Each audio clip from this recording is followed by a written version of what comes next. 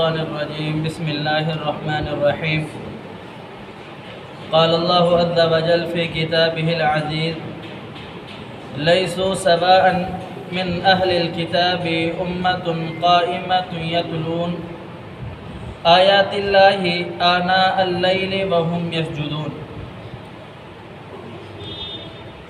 لیسو سوا ہرگز برابر نہیں ہو سکتے، یہ صرف یہود کی بات ہو رہی ہے۔ من اہل الکتاب، اہل کتاب میں سے امۃ قائمۃ یتلون آیات اللہ آناء اللیل، ان میں سے کچھ ایسے افراد، کچھ ایسے اشخاص بھی ہیں جو راتوں کو اٹھ کر کے اللہ کی آیات کی تلاوت کرتے ہیں، وہم یسجدون، اور اللہ کے حضور نمازیں پڑھتے ہیں اور تہجد پڑھتے ہیں۔ معاشرہ جو ہوتا ہے وہ کسی فرد کا نام نہیں ہوتا، معاشرہ انسانوں کے مجموعے کا نام ہوتا ہے، نہ کہ وقت کا نام ہوتا ہے۔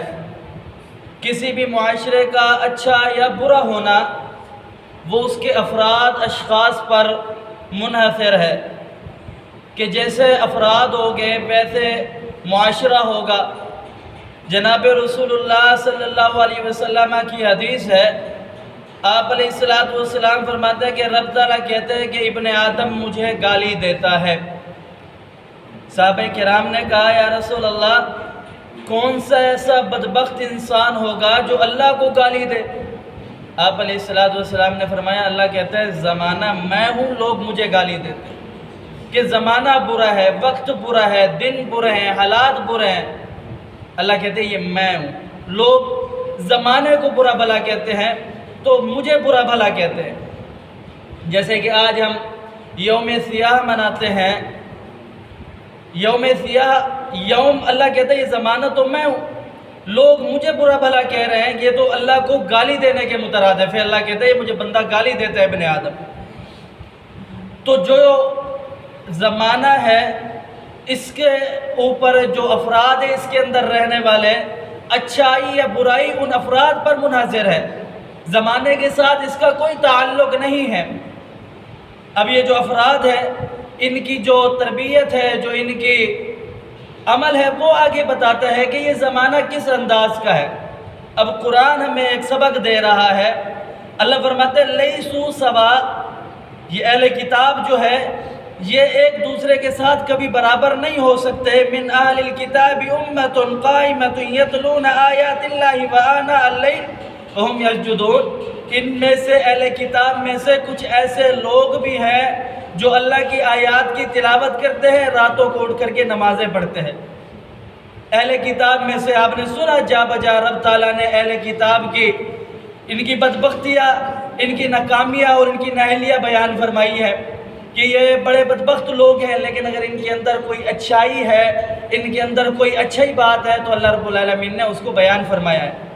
جیسے کہ عبداللہ ابن سلام رضی اللہ تعالی عنہ ہیں اور دیگر صحابہ کرام ہیں جو یہود تھے، پھر مسلمان ہو گئے، تو رسول اللہ صلی اللہ علیہ وسلم کی سیرت اور آپ علیہ السلام کا جو کردار ہے وہ یہ بتلاتا ہے کہ اگر اپنا ہو، بیگانہ ہو، دشمن ہو، دوست ہو، اگر کسی کے اندر اچھائی ہے تو اس کو بیان کرو، اس کو بیان کرو، اس کو بتلاؤ، کسی کی اچھائی کو نہ چھپاؤ۔